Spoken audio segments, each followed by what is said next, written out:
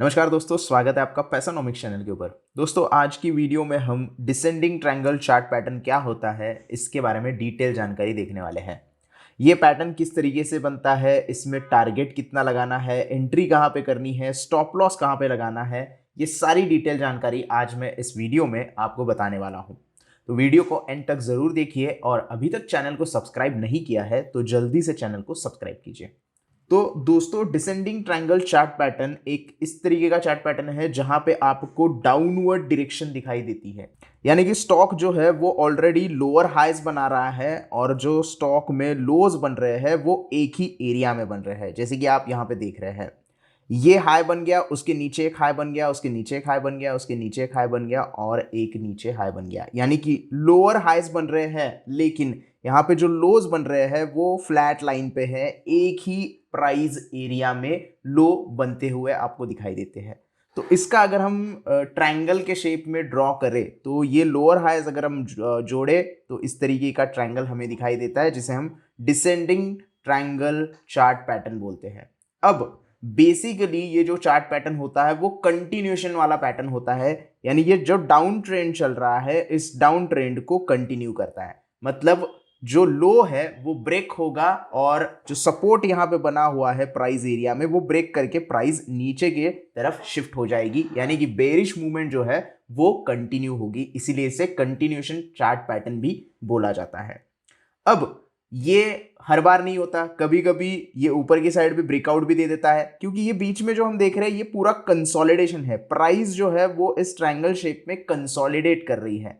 तो नॉर्मल बहुत बार ऐसा होता है कि वो कंटिन्यू कर जाता है, जो डायरेक्शन चल रहा है, प्रीवियस जो ट्रेंड चल रहा है उसको ही कंटिन्यू करता है। लेकिन कभी कभी होता है कि बहुत बार सपोर्ट लिया है तो यहाँ पे बायर्स एक्टिवेट होके इस ट्रायंगल को ऊपर की तरफ भी ब्रेक कर देते हैं, ताकि यहाँ से ट्रेंड जो है वो रिवर्सल हो जाए।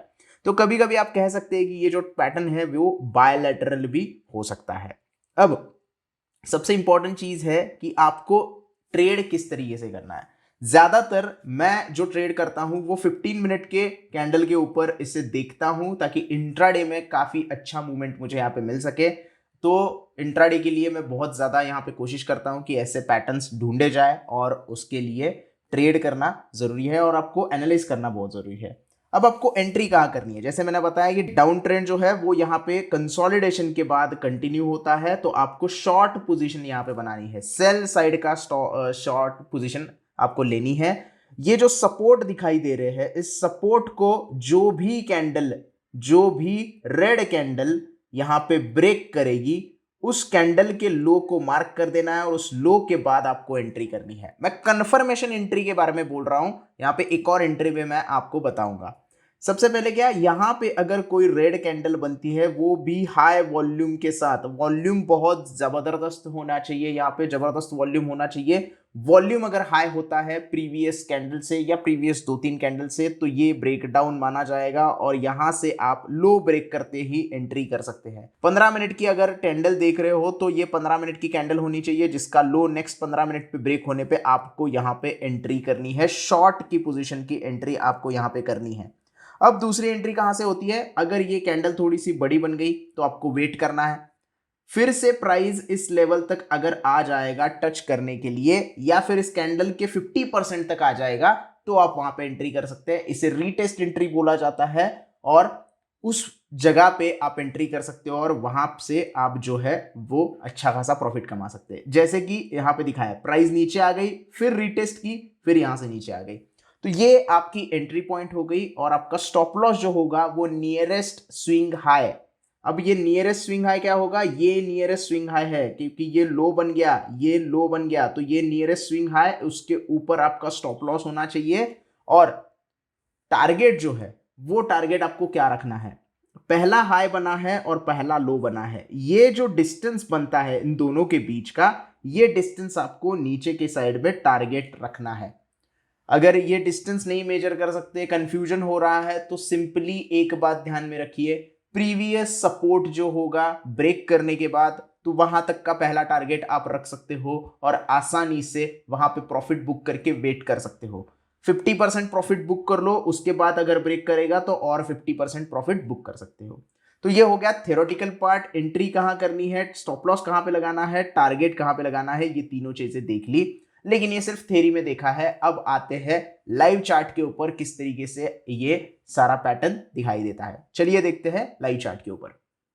दोस्तों जैसे मैंने कहा था कि 15 मिनट के चार्ट के ऊपर आपको 15 मिनट के टाइम फ्रेम के ऊपर काफी अच्छी तरीके से ट्रेड यहाँ पे मिलते हैं। आप इंट्राडे में भी ट्रेड उसमें ले सकते हैं। तो आप यहाँ पे देख रहे हैं ये जो पर्टिकुलर सिप्ला का चार्ट है वो पहले से ही यहाँ पे थोड़ा सा डाउन ट्रेंड या फिर साइडवेज मूव दिखा रहा था। यहाँ पे पैटर्न बना है डिसेंडिंग ट्रायंगल, जैसे कि आप देख सकते हैं ये पहला हाई बना, फिर लोअर हाई बना, फिर लोअर हाई बना और यहाँ पे ब्रेकडाउन आया है। और जो लोज बने हैं वो फ्लैट एक ही एरिया में बने हैं, एक प्राइस पे हो ऐसा नहीं हो सकता, प्राइस रेंज में हो सकती है, प्राइस जोन में हो सकती है। तो जोन हमने यहाँ पे ड्रॉ किया है। तो देख सकते हैं आप किस तरीके से यहाँ पे ब्रेकडाउन आया है। इस ग्रीन वाली कैंडल ने ब्रेक किया है, तो आप ग्रीन वाली कैंडल भी पकड़ सकते हैं, रेड वाली कैंडल भी पकड़ सकते हैं, लेकिन जरूरी नहीं है कि ग्रीन और रेड आप यहाँ पे देखते रहे। रेड कलर की होगी तो उसका लो मार्क कर देना है, और अगर ग्रीन कलर की होगी तो उसका लो मार्क कर देना है और उसके नीचे आपको ट्रेड लेना है। हालांकि ग्रीन कलर की कैंडल जो होती है वो ऊपर की साइड में क्लोज होती है, तो अगर आप ध्यान से देखोगे तो जहां पे लोज बने हैं वहीं पे ये कैंडल क्लोज हुई है, और रेड कलर की कैंडल नीचे की साइड में क्लोज हुई है, तो उसके नीचे ही आपको एंट्री जो है वो करनी है। अब किस तरीके से यहाँ पे प्रॉफिट बनता है तो वो भी देख लेते हैं। थोड़ा सा नीचे जाएंगे, हम प्रॉफिट देखेंगे और यहाँ पे हम लेंगे शॉर्ट पोजीशन। हमें शॉर्ट की पोजीशन लेनी है, तो शॉर्ट पोजीशन हम अगर लेते हैं इस पर्टिकुलर कैंडल में, तो आप देख सकते हैं स्टॉप लॉस जो होगा वो नियरेस्ट स्विंग हाई, ये स्विंग हाई था, ये एक स्विंग हाई था, तो ये नियरेस्ट स्विंग हाई के ऊपर हम स्टॉप लॉस लगा देंगे। तो स्टॉप लॉस हम लगाएंगे लगभग यहाँ पे 14 पॉइंट पे, और हमारा जो टारगेट होगा, जो मैंने टारगेट बोला था वो क्या बोला था, पहला हाई और पहला लो का डिस्टेंस जो होगा वो हमें यहाँ पे मेजर करना है, जो कि हमें यहाँ पे मिलता हुआ दिखाई दे रहा है। वो किस तरीके से मेजर करेंगे वो हम देखेंगे इन्फो लाइन से। तो अगर हम यहाँ से लेके यहाँ तक की इन्फो लाइन ले लेते हैं और उसी लाइन को नीचे की साइड में लगा देते हैं, तो देख सकते हैं आप यहाँ पे ही हमारा टारगेट जो है वो कंप्लीट हुआ है। और अगर रिस्क रिवॉर्ड रेशो देखेंगे तो पहले तो इन्फो लाइन थोड़ी सी डिलीट कर देते हैं, तो ये रिस्क रिवॉर्ड रेशो देखोगे तो 1:1 का रिस्क रिवॉर्ड मिला है। और अगर टाइमिंग देखोगे तो 9:30 बजे के बाद आपको ट्रेड मिला है, यानी कि 9:45 को ट्रेड मिला है, और आप देख सकते हो दूसरे दिन तक ये ट्रेड कंटिन्यू हुआ है।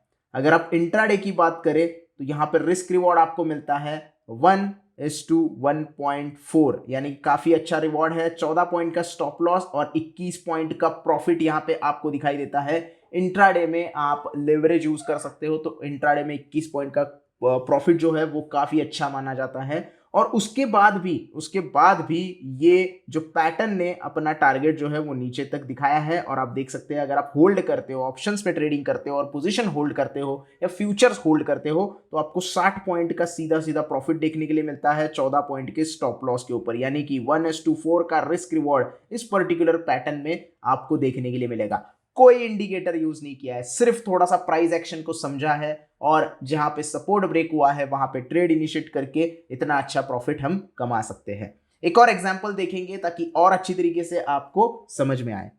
अब ये देखिए दोस्तों, यहाँ पे जो हमने एग्जाम्पल देखा है वो थोड़ा सा विपरीत है, क्योंकि यहाँ पे अप ट्रेंड दिखाई दे रहा है और जैसे मैंने कहा था कि ये ट्रेंड जो है वो कंटिन्यू करता है, प्रीवियस डाउन ट्रेंड होना चाहिए। लेकिन याद है मैंने क्या कहा था, ये कभी कभी ट्रेंड रिवर्सल का भी काम करता है। ये तो ट्रेंड जो अप ट्रेंड चल रहा है, ये पैटर्न बनने के बाद, ये कंसोलिडेशन कंप्लीट होने के बाद ट्रेंड जो है वो पूरा चेंज हो गया है। अब यहाँ पे आप देख सकते हैं, एक बात मैंने पिछले एग्जाम्पल में आपको नहीं बताई कि वॉल्यूम अच्छा होना चाहिए, वो भी मैं इस एग्जाम्पल में कवर कर देता हूं। हायर लोअर हाई बना है, फिर लोअर हाई बना, फिर लोअर हाई बना और यहाँ पे ब्रेकडाउन आ गया है।